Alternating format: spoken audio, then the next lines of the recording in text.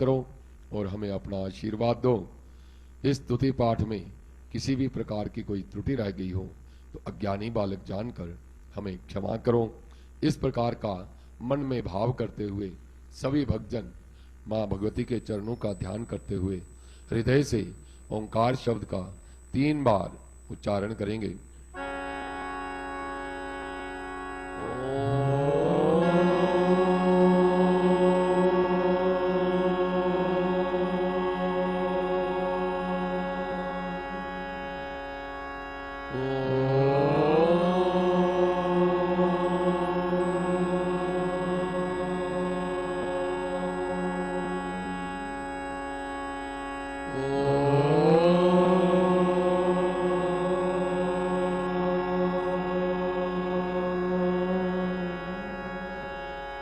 बोल सांचे दरबार की जय।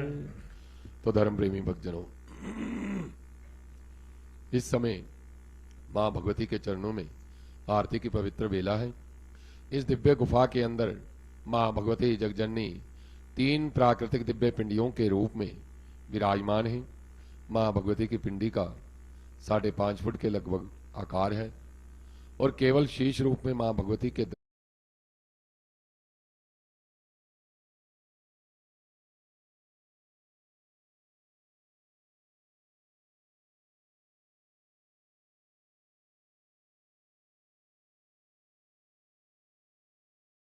दर्शन हमें प्राप्त होते हैं।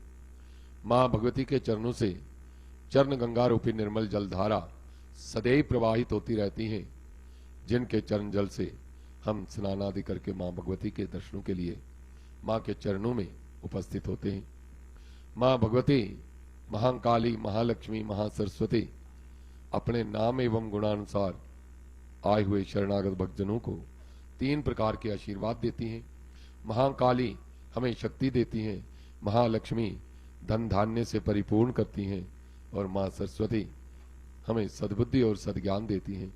इन तीनों का ही हमारे जीवन में विशेष महत्व है, क्योंकि वे परम शक्ति जो इस सृष्टि के कण कण में व्याप्त है और उसी शक्ति के द्वारा सारी सृष्टि का संचालन होता है और उसी शक्ति का एक अंश हमारे शरीर के अंदर भी विद्यमान है। जब तक वे शक्ति हमारे शरीर में है तब तक जो शरीर सब प्रकार के कार्य करने में समर्थ होता है और जिस दिन वे शक्ति इस शरीर से अलग हो जाएगी उसी समय जो शरीर निष्प्राण हो जाएगा। इसमें किसी भी प्रकार की कार्य करने की सामर्थ्य नहीं रहेगी। इसलिए जब तक वे शक्ति हमारे शरीर के अंदर विद्यमान है तब तक इस शरीर के द्वारा हमें सत्कर्म ही करने चाहिए। कभी भी शरीर के द्वारा दुष्कर्म न करें और सत्कर्म करते हुए दूसरों की सेवा सहायता करें। वाणी के द्वारा सबका आदर सम्मान करें, किसी का भी अनादर या अपमान न करें, अपशब्द न कहें और इस प्रकार मां भगवती के चरणों की एवं मां भगवती के भक्तों की सेवा करते हुए यदि हम जीवन यापन करते हैं तो मां भगवती की कृपा हमें प्राप्त होती है और उसकी कृपा से हमारे शरीर में जितने भी रोग हैं, विकार हैं, वे सब उसकी कृपा से दूर हो जाते हैं। मां लक्ष्मी की कृपा से धन ऐश्वर्य की प्राप्ति होती है और धन को महालक्ष्मी का प्रसाद जानकर उसे सत्कर्मों में ही लगाना चाहिए। धन को कभी भी बुरे कर्मों में नहीं लगाना चाहिए, क्योंकि इसे महालक्ष्मी का प्रसाद कहा गया है और प्रसाद का कभी भी निरादर नहीं होना चाहिए। इसलिए धन के द्वारा दान पुण्य करें, यज्ञ आदि करें, तीर्थ यात्राओं में धन को लगाएं, अपने परिवार का पालन पोषण उस धन से करें और समाज के कल्याण के लिए तथा अतिथियों तथा साधु संतों की सेवा में जिस धन का सदुपयोग किया जाता है वे धन हमारा कल्याण करता है और ऐसा करने से मां लक्ष्मी की कृपा सदैव हमारे ऊपर बनी रहती है। मां सरस्वती की कृपा से हमें ज्ञान की प्राप्ति होती है और ज्ञान के द्वारा भी सत्कर्म करते हुए हमें जीवन यापन करना चाहिए। जितना भी हमारे पास ज्ञान है उसके द्वारा दूसरों के कल्याण के लिए उन्हें सन्मार्ग पर चलने के लिए प्रेरित करें और स्वयं भी अच्छे मार्ग पर चलते हुए अच्छे लोगों का संग करते हुए हमें अपना तथा दूसरों का कल्याण करना चाहिए और ऐसा करने से मां सरस्वती की कृपा सदैव हमारे ऊपर बनी रहती है, जिससे हम सही रास्ते पर आगे मुक्ति के मार्ग की ओर बढ़ते हैं और संसारिक दुखों से छूट सकते हैं। तो इस प्रकार इन तीनों देवियों की कृपा हमें तभी प्राप्त हो सकती है जब इनके द्वारा दी गई शक्ति, धन और ज्ञान का हम सदुपयोग करते हैं। बोल सांचे दरबार की जय।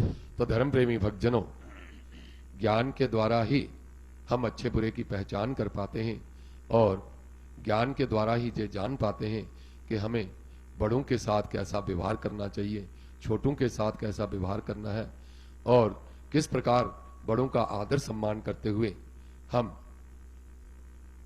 अपना कल्याण कर सकते हैं। और शास्त्रों में कहा है कि जो भी अपने बड़ों का आदर सम्मान करता है, प्रातः काल उठकर उनके चरणों में वंदना करता है, उसका कल्याण अवश्य होता है और उन अपने बुजुर्गों के आशीर्वाद से उसे जीवन में कभी भी कोई कष्ट नहीं होता।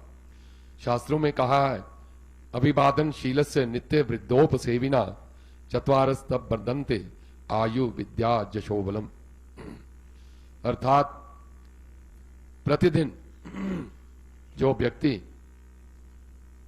प्रातः काल उठकर अपने बुजुर्गों के चरण स्पर्श करता है, माता पिता के चरण स्पर्श करता है, अपने से बड़ों के चरण स्पर्श करता है, उसके 4 प्रकार के पदार्थ जो हैं वह उसे प्राप्त होते हैं। ऐसा करने पर उसकी दीर्घायु होती है और उसे विद्या प्राप्त होती है और उसे संसार में यश मिलता है और उसका शरीर पुष्ट होता है, उसमें किसी भी प्रकार के रोग नहीं होते। ऐसा बुजुर्गों के आशीर्वाद से ही संभव है। इसलिए प्रातः काल उठकर बुजुर्गों का आदर सम्मान करते हुए उनके चरणों में वंदना करनी चाहिए। शास्त्रों में अनेक ऐसी बातें लिखी हुई हैं जिनका हम अगर अनुसरण करें तो हमारा कल्याण हो सकता है। छोटी छोटी बातों को हम नजरअंदाज करते देते हैं, परंतु उनमें हमारे लिए जो हमारे संस्कार हैं वह निहित हैं और उन संस्कारों में सदैव बने रहना चाहिए। शास्त्रों में कहा है कि देव प्रतिमा दृष्ट्वा यतिम दृष्ट्वा त्रिदंडिनम नमस्कारम न कुर्वीत प्रायश्चित्ती भवे नरा। जो व्यक्ति मंदिर तथा देव प्रतिमा को, सन्यासी को, त्रिदंडी स्वामी को देखकर भी उन्हें प्रणाम नहीं करता, उसे बहुत बड़ा पाप लगता है। मंदिर के सामने से अगर हम निकलते हैं तो हमें मंदिर की ओर झुककर प्रणाम अवश्य करना चाहिए। देव प्रतिमा कहीं दिख जाए तो उसके आगे भी सिर झुका के ही निकलना चाहिए और कोई साधु संत सन्यासी अगर मिल जाए तो उसके आगे भी सिर झुकाते हुए उन्हें प्रणाम करते हुए निकलना चाहिए। ऐसा करने से हमारा कल्याण होता है क्योंकि उनका आशीर्वाद हमें प्राप्त हो जाता है और अगर नहीं करते तो ये बहुत बड़ा पाप होता है और इस पाप का हमें जीवन में प्रायश्चित करना पड़ता है, प्रायश्चित करना चाहिए। जन्म प्रवृत्तिम यत् किंचित सुकृतम समुपार्जितम तत्सर्वम निष्फलम जाति एक हस्ताभिवंदनात्। शास्त्रों में कहा है कि एक हाथ से कभी भी किसी को प्रणाम नहीं करना चाहिए। जब भी प्रणाम करें दोनों हाथ जोड़कर नमस्कार करें। अगर किसी के चरणों का स्पर्श करना है तो दोनों हाथों से उसके चरणों का स्पर्श करना चाहिए। दाएं हाथ से दाएं पांव का और बाएं हाथ से बाएं पांव का स्पर्श करके हमें आशीर्वाद ग्रहण करना चाहिए और कभी भी एक हाथ से प्रणाम किसी को भी नहीं करना चाहिए। जो ऐसा करता है उसका जीवन में कमाया हुआ पुण्य जो है वह सब निष्फल हो जाता है और अर्थात एक हाथ से प्रणाम करने पर जीवन भर का सारा पुण्य समाप्त हो जाता है और दोनों हाथों से बड़ी ही नम्रता एवं श्रद्धा पूर्वक बुजुर्गों के तथा मंदिर इत्यादि में हमें प्रणाम करना चाहिए, नमस्कार करना चाहिए। दुष्कृतम ही मनुष्याणाम अन्नम आश्रित्य तिष्ठति यो यस्यान्नम समश्नाति सा तस्याश्नाति किल विषम। जो मनुष्य दुष्कर्म करता है, निंदनीय कर्म करता है और उससे उसका जो पाप का फल बनता है, अर्थात जो व्यक्ति पाप कर्म करता है और उसका जो पाप फल बनता है, वह पाप फल जो है उसके घर में, उसके अन्न में सदैव बना रहता है। पापी व्यक्ति के घर में जो अन्न होता है उसमें पाप जो है, उस व्यक्ति का किया हुआ पाप उस अन्न में आ जाता है। और इसलिए ऐसे पापाचारी व्यक्ति, कुकर्मी व्यक्ति के घर का अन्न ग्रहण कभी नहीं करना चाहिए। हमें जो भी व्यक्ति उस घर का अन्न ग्रहण करता है, उस व्यक्ति द्वारा किया गया पाप, उसका फल उस खाने वाले को भी भोगना पड़ता है। इसलिए कभी भी ऐसे दुष्ट व्यक्ति के घर में अन्न ग्रहण नहीं करना चाहिए। ऐसा शास्त्रों में कहा गया है, माता पित्रो गुरोर मित्रे विनीते चोपकारिणी दीनानाथ विशिष्टेभ्यो दत्तम तु सफलम भवेत। माता पिता गुरु मित्र विनयी और उपकारी, दीन, अनाथ और साधु संत महात्माओं को जो कुछ भी दिया जाता है अपने हाथों से, वह सफल एवं अक्षय होता है, उसका बहुत बड़ा पुण्य प्राप्त होता है। ऐसे व्यक्तियों को दान देना चाहिए और उन्हें जो भी कुछ हम देते हैं उसका अनंत गुना फल हमें प्राप्त होता है। इसलिए सदैव इन बातों का ध्यान रखते हुए हमें जीवन में आगे बढ़ना है। ऐसे कार्य करें कि हमारा कल्याण हो और हमारे साथ साथ जो भी हमारे संपर्क में आए वह भी हमारी तरह ही हमें देकर सही मार्ग पर आगे बढ़े और जिससे सबका कल्याण हो सकता है। और जो व्यक्ति सबका कल्याण चाहता है, भगवान सदैव उसके अंग संग रहकर उसकी रक्षा करते हैं। मां भगवती की सदैव उसके ऊपर कृपा बनी रहती है। इसलिए सदैव भगवान का भजन करते हुए सबके कल्याण की कामना करनी चाहिए। बोल सांचे दरबार की जय। तो धर्म प्रेमी भक्तजनों, इस समय मां भगवती के चरणों में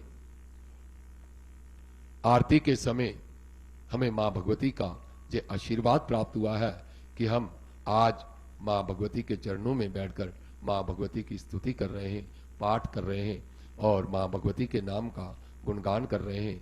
तो ऐसा अवसर जीवन में बड़े ही पुण्यों से प्राप्त होता है, पूर्व जन्मों के पुण्यों से प्राप्त। इस समय का हम सदुपयोग करते हुए मां भगवती के उस नवार्ण मंत्र का जाप करेंगे, जिसका प्रतिदिन जाप करने से मनुष्य के जीवन में किसी भी प्रकार की कोई विघ्न बाधा उपस्थित नहीं होती और सब प्रकार से उसका कल्याण होता है और मां भगवती का सदैव उसके ऊपर आशीर्वाद बना रहता है। तो सभी भक्तजन मां भगवती के चरणों का ध्यान करते हुए मां भगवती के उस नवार्ण मंत्र का मां भगवती के जयकारे के साथ जाप करेंगे।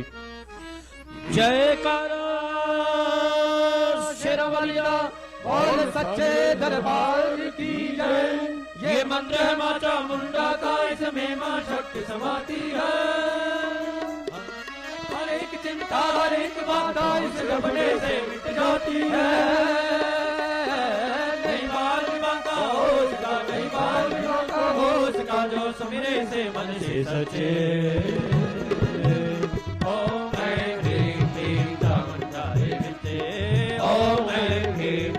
चामुंडाय विचे, ओम ऐं ह्रीं क्लीं चामुंडाय विचे, ओम ऐं ह्रीं क्लीं चामुंडाय विचे, ओम ऐं ह्रीं क्लीं चामुंडाय विचे, ओम ऐं ह्रीं क्लीं चामुंडाय विचे, ओम ऐं ह्रीं क्लीं चामुंडाय, ओम ऐं ह्रीं क्लीं चामुंडाय, ओम ऐं ह्रीं क्लीं चामुंडाय विचे, ओम ऐं ह्रीं क्लीं चामुंडाय।